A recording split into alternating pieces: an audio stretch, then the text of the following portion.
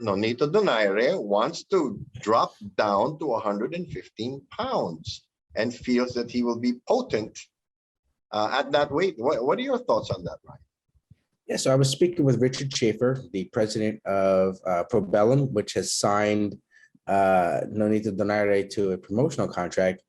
And we were talking about his, future plans. And he said, well, we could unify against Casimero. We could, bring that fight back to life. Or Donaire could drop down to 115 pounds and fight for a world title at that weight class.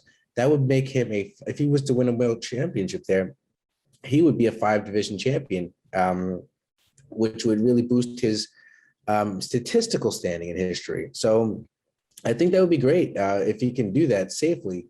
The issue is that, as you get older, he's, pushing 39 years old, dropping down in weight carries with it a lot of new dangers because, your body may not react to that weight the same way it had. Your muscles are already mature, and it's also bad for the heart.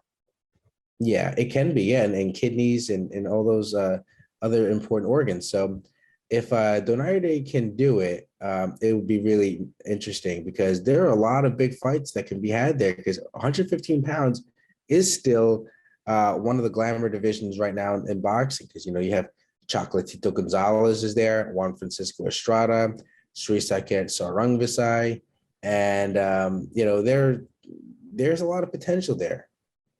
Now, the funny thing is last year, around December of last year, Donaire was saying that, he could win at 130 pounds as well. So, what's the deal here? Why keep going down instead of going up? Wouldn't it be easier? What I believe is I don't think he can win at 130. Sure. And it's not because he doesn't have this great ability. I mean, at 126, he was already undersized when he fought for the world championship there. I was there in Macau, and he was kind of fortunate to get out of that situation the way he did with the cut. And, there was a knockdown. He did score a knockdown, but he was getting hurt in that fight too. So when you go up in weight, when you get touched by those bigger fighters, that's a real problem. I couldn't imagine him being in the ring with Oscar Valdez or someone like that. Donaire is a. Are we talking clean Oscar Valdez? Well, you'd have to also think that's the case too. But that's the thing with, Donaire. He is a gunslinger, and those kind of fighters get hit. And when you get hit by those bigger fighters, something different happens. Yeah, I think when he started moving up in weight, I think he realized that they weren't going down as much, but dropping down to 115, interesting proposition at that age more than anything else. But we all saw what happened to all those guys that Manny Pacquiao made move down in weight. I mean, he's practically the catchweight king. When he asked people like Margarito to move down in weight, he asked De La Hoya to fight at a weight he hadn't fought at in 6 years. We all see the effect. You're fighting somebody probably at 70% of what they could be. Yeah, no, that's cash is king in boxing. It's a business first, and if you can negotiate something, where you can have an advantage, yeah, go for it.